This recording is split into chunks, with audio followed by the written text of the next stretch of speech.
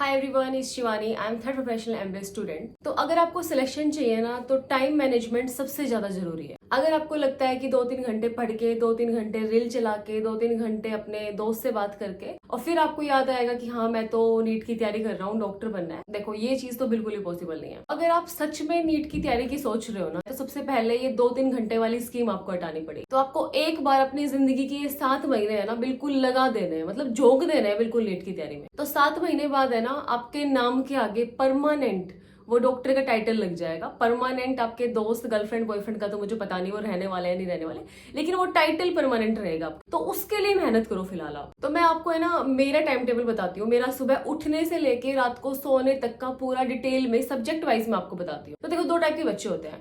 एक वो होते हैं जो रात को पढ़ते हैं, एक वो होते हैं जो सुबह पढ़ते हैं। मैंने दोनों चीजें पढ़ी हुई है, तो मैं आपको अपने एक्सपीरियंस से बता सकती हूँ सारी चीजें। मैं पहले रात में पढ़ती थी। तो रात में पढ़ने वाले बच्चों का मतलब मेरा, आपका पता है क्या हाल होता है कि हम लोग 2-3 बजे तक एक ही चैप्टर लेके बैठे होते हैं और हमारा सिर्फ इतना ही सेटिस्फेक्शन होता है कि हम 3-3 बजे तक पढ़ रहे हैं, ना कि ये कि हम लोगों ने पढ़ा कितना है। तो उस चीज का तो कोई फायदा नहीं है। आप क्या 3 बजे तक क्या चाहिए, आप सुबह तक बुक लेके बैठे रहो। जब कुछ पढ़ ही नहीं रहे हो तो फायदा क्या है फिर उसी। फिर मैंने क्या किया, बाद में जाके मैंने यूट्यूब पे बहुत सारी वीडियोस देखी। तो एक चीज मुझे भी कॉमन लोगों पे मिली कि सुबह उठने से बहुत अच्छी पढ़ाई होती है। तो मेरे अंदर जुनून था अलग लेवल का, तो मैंने भी सुबह उठना स्टार्ट किया। और जब मैं फर्स्ट टाइम सुबह जल्दी उठी थी ना, तो मैंने 6 बजे की अलार्म लगाई थी, क्योंकि मेरे घर पे सब लोग लेट तक थोड़ा उठते हैं। मेरे लिए सुबह उठना मतलब 6 बजे बहुत बड़ी बात लग रही थी। पहले 6 बजे उठी, फिर 5 बजे उठी और धीरे धीरे करके 3 बजे अलार्म से पहले मेरी आंख खुल जाती थी। लेकिन वो कहते हैं ना कि जब जुनून अलग लेवल का हो ना, तो कुछ भी इम्पॉसिबल नहीं होता।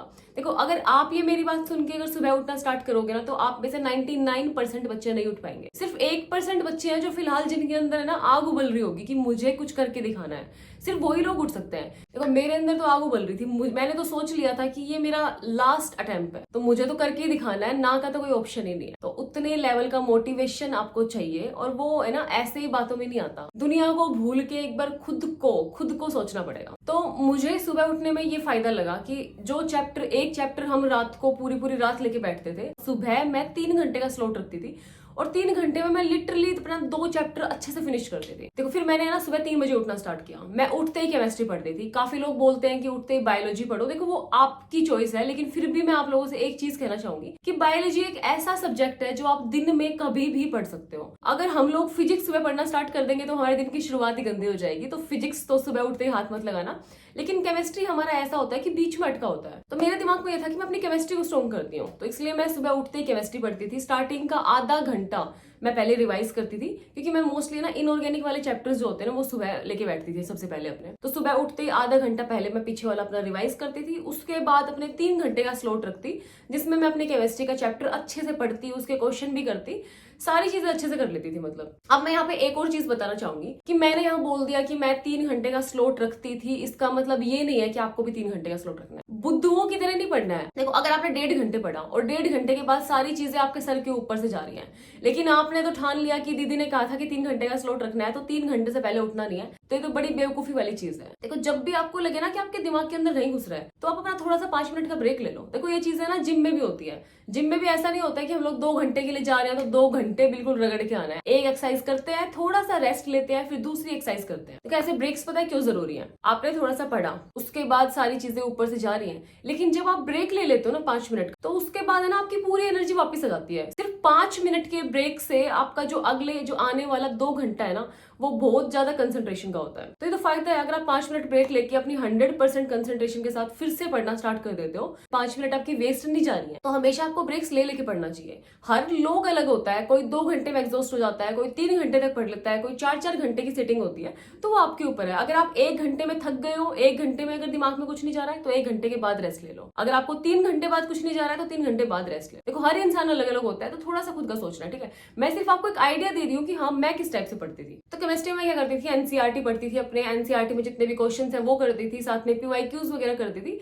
और मैंने सोचा हुआ था कि हर चैप्टर के ना कुछ मतलब जैसे 40-50 क्वेश्चन करते हुए चलना है, तो इतने में क्वेश्चंस करती थी। तब तक मम्मी वगैरह उठ जाते थे मेरे, तो उसके बाद फिर हम लोग ब्रेकफास्ट करते थे। देखो, उसके बाद फिर मैं अपनी फिजिक्स स्टार्ट करती थी। फिजिक्स को 3 घंटे दिए, उसमें आपको एनसीईआरटी नहीं पढ़नी है। एनसीईआरटी में जितने भी क्वेश्चन है वो करो। हर चैप्टर के सोच लो कि 40-50 क्वेश्चन करते हुए चलूंगा। उसके बाद आपको अपने पीवाईक्यूज करने हैं। देखो, पीवाईक्यूज बहुत ज्यादा जरूरी है। फिजिक्स में पीवाईक्यूज मोस्टली रिपीट होते रहते हैं, सेम टाइप के क्वेश्चन आते रहते हैं, तो पीवाईक्यूज करने बहुत जरूरी है। पीवाईक्यूज के लिए मैं आपको ऑलरेडी ओसवाल की बुक दिखा चुकी हूँ, एक बार दोबारा दिखा देती हूँ। तो ये है ओसवाल बुक से NTA 37 year NEET UG chapter wise and topic wise solved paper. तो ये आपको तीनों सब्जेक्ट्स के लिए मिल जाएंगे। तो मैं आपको फिजिक्स का दिखाती हूँ। तो सबसे पहले इसमें नीट 2024 का क्वेश्चन पेपर है।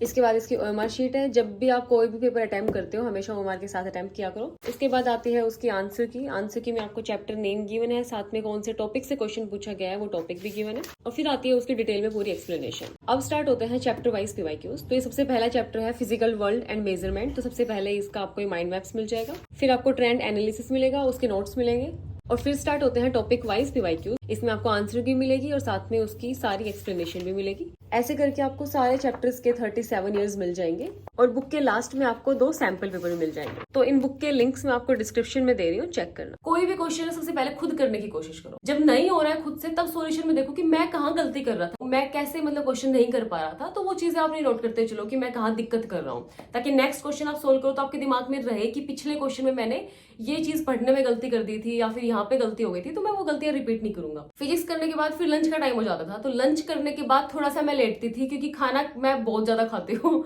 तो खाना खा के मैं एकदम से पढ़ नहीं सकती। तो उस टाइम पे मैं लेट के अपनी थोड़ी सी मम्मी से, भाई से, सबसे बातें कर लेती, या फिर अपने क्वेश्चंस भी देख लेती कुछ भी। देखो जब हम किसी चीज की तैयारी कर रहे होते हैं ना, तो हमारे दिमाग में ये चीजें बहुत आती हैं कि लोग इतनी मस्ती कर रहे हैं, मैं इतना पढ़ रहा हूँ, लेकिन ना इस चीज को सोच के ना हम लोग दुखी हो जाते हैं। लेकिन ये सिर्फ दुखी तभी हो सकते हैं जब हमारे अंदर मोटिवेशन नहीं है। देखो पहले जब मैं नीट की तैयारी करती थी मैं बड़ा अफसोस बनाती थी कि मुझे पढ़ना पड़ रहा है, मेरे दोस्त मस्ती कर रहे हैं, ये सब। लेकिन जब 2.5 महीने में जब मैं अलग लेवल के जुनून में थी, अलग लेवल के, आप है ना विश्वास नहीं करोगे, सच में मैं जब भी सोचती ना कि मैं पढ़ रही हूँ, लोग मस्ती कर रहे होंगे, मैं खुश होती थी इस चीज से कि डॉक्टर मैं बनने वाली हूँ यार, मेहनत मैं कर रही हूँ, मैं आगे जाके अपने 2.5 महीने बाद डॉक्टर बनने वाली हूँ, और लोग वहीं की वहीं रहने वाले हैं। तो ये चीज भी एक अलग लेवल का मोटिवेशन था। मैंने अपने आप को इतना पॉजिटिव भी कभी नहीं देखा जिंदगी में जितना मैं उस 2.5 महीने में रही, क्योंकि 2.5 महीने से पहले मुझे अपनी जिंदगी ना बोझ लगने लग गई थी कि मैं क्या कर रही हूँ, मुझे तो डॉक्टर बनना था, मैं BSc में फंस रखी हूँ, लेकिन मैं पढ़ भी नहीं सकती, मैं नहीं पढ़ पाऊंगी, मैं दोबारा नहीं कर पाऊंगी, पता नहीं कितने थॉट्स थे मेरे अंदर। और एक ही सोल्यूशन था, वो था नीट की तैयारी। लेकिन वो चीज समझने में मैंने भी थोड़ी लेट कर दी, और जब समझ में आया ना तब मैं रुकी नहीं बिल्कुल भी। तब तो मैं खुश हो गई थी कि मैं अब करके ही दिखाऊंगी बिल्कुल, ठीक है। तो थोड़ा सा अपने अंदर है ना जुनून लेके आओ, तभी चीजें होती हैं, अदरवाइज कुछ नहीं होती। मैंने अपनी लास्ट वीडियो में बोला था कि किसी भी अच्छी चीज की शुरुआत है ना बुरे लगने से होती है, तो अपने आप को थोड़ा कोसो की करके रहे तो जिंदगी में। तो फिर है ना मैं अपनी बायो का अपना 3 घंटे का स्लॉट रखती थी, जिसमें मैं अपने बायो के NCERT का वर्ड टू वर्ड चीजें पढ़ती थी, NCERT के टाइप के क्वेश्चन सोल्व करने की कोशिश करती थी। 3 घंटे वो पढ़ने के बाद फिर मैं अपने 15 मिनट मम्मी के साथ छत पे घूम के आती थी, और मम्मी हमेशा मुझसे पूछती रहती थी कि अब तेरी फिजिक्स कैसी चल रही है, ये चीज कैसी चल रही है। मम्मी को कोई आइडिया नहीं फिजिक्स, केमिस्ट्री, बायोलॉजी होती क्या है, हालांकि नाम भी उनको अच्छे से नहीं लेने आएंगे, लेकिन फिर भी मम्मी इतना इंटरेस्ट दिखाती कि अब तू कैसे कर रही है, ये सारी चीजें। और सच बताऊं तो यही एक रियल मोटिवेशन था मेरे लिए लाइफ में, कि अपनी मम्मी से वो 15 मिनट बात करके जो मैं चार्ज हो जाती थी ना कि करके दिखाना है। तो बस फिर 15 मिनट मम्मी से बात करके आके 8 बजे के बाद डिनर करके, और डिनर करने के बाद अपना 1-1.5 घंटा जो मेरी चीजें कभी छूट गई है वो चीजें कर लो, या फिर जो भी चीज आपका पढ़ने का मन कर रहा है, मतलब बायोलॉजी करता है मोस्ट प्रोबेबली हमारा, तो वो अपनी चीज आराम से पढ़ लो 1.5 घंटे। और 1.5 घंटे के बाद भी आपका काम खत्म नहीं होता है। मैं ऑलमोस्ट है ना 10 बजे के लगभग सो जाती थी, क्योंकि मुझे 3 बजे उठना भी होता था। तो सोने से पहले जो मुझे कल पढ़ना है ना, मतलब सुबह उठ के जो मुझे केमिस्ट्री पढ़नी है, तो मैं सोच लेती थी, मैं पूरा टाइम टेबल बनाती थी कि मुझे सुबह कहाँ से शुरुआत करनी है। और ट्रस्ट मी, मैं अपनी बुक का NCERT का पेज भी खोल के रखती थी, क्योंकि सुबह का टाइम मुझे इतना इंपॉर्टेंट लगता था कि मुझे एक सिंगल सेकंड वेस्ट नहीं करनी है। तो मैं अपना चैप्टर खोल के और अपना टेबल लगा के आती थी। मैं हमेशा ना नीचे बैठ के पढ़ती थी, और मेरे पास छोटी वाली स्टडी टेबल थी, उसपे मेरी बुक्स रखी होती थी। और अब भी जाके मैं घर देखती हूँ ना, अब मेरा भाई फिलहाल उसी में पढ़ रहा है, कह रहा दीदी आपका इसी टेबल से सिलेक्शन हुआ था ना, तो अब फिलहाल वो पढ़ रहा है। ऐसे पढ़ती थी। और एक और चीज मैं आपको बताना भूल गई कि मैं सुबह उठते ही है ना सबसे पहले अपना मैंने कुछ है ना शॉर्ट्स अपनी डाउनलोड कर रखी थी, और कभी उनसे बोर हो जाती थी कुछ नहीं, मैं हमेशा उठते ही अपनी एक MBBS की शॉर्ट्स देखती थी कि हाँ MBBS में कैसी लाइफ होती है। बस सिर्फ एक शॉर्ट्स, और मैंने खुद से प्रॉमिस कर रखा था कि मैं ऊपर स्क्रॉल ही नहीं करूंगी, सिर्फ एक शॉर्ट्स देख के मैं वहीं से पढ़ना स्टार्ट कर देती थी। क्योंकि मेरे लिए ना मोटिवेशन है ना सिर्फ इतना नहीं था कि मुझे डॉक्टर बनना है, मुझे अपनी छोटी छोटी चीजों से मोटिवेशन चाहिए था। अगर आप छोटी छोटी चीजों से मोटिवेशन लेते हो ना, तो आप पूरे दिन 24 घंटे मोटिवेटेड रहते हो। मेरे दिमाग में था कि हाँ मुझे जाके MBBS में ये लाइफ एंजॉय करनी है, जो मैं फिलहाल हूँ इस चीज से निकलने के लिए मुझे अपना नीट क्रैक करना पड़ेगा। मेरे दिमाग में ये चीज थी। तो पता है जब आप पूरे दिन पढ़ के जब आप रात को सोते हो तो एक अलग सेटिस्फेक्शन वाली नींद आपको आती है कि हाँ आज मैंने पढ़ा है, मैं मेरे सिलेक्शन की तरफ जा रहा हूँ। अदरवाइज नहीं पढ़ते ना तो सोने से पहले यही बोलते हैं हे भगवान आज भी नहीं पढ़ा, कल से कोशिश करूंगा। और वो कल कभी नहीं आता आपका। डेली भगवान से यही बोल के सोते हो, और बेचारे भगवान भी क्या ही करे यार, जब आप कोई इनपुट दे ही नहीं रहे हो तो आउटपुट आपको कहाँ से मिलेगा। तो यार पढ़ना तो पड़ेगा आपको, तभी भगवान भी आपकी सुनेंगे। और बायोलॉजी जब भी पढ़ो ना तो हमेशा टाइमर के साथ पढ़ना, क्योंकि ऐसा बहुत होता है कि हम एनसीईआरटी पढ़ते पढ़ते कहीं गुम हो जाते हैं, अपने मेडिकल कॉलेज में घूम रहे होते हैं कहीं, फिर आधे घंटे बाद याद आता है कि पहले पढ़ तो ले, सिलेक्शन तो ले ले, उसके बाद घूमना। तो हमेशा टाइमर के साथ पढ़ो कि हाँ आधे घंटे में मैंने क्या कवर किया है, तो यार प्रोडक्टिव रहोगे ऐसे करके आप। देखो ऐसे कोई फायदा नहीं है कि मैं 15 घंटे पढ़ता हूँ, 16 घंटे पढ़ रहा हूँ इस चीज की हवाबाजी करने का।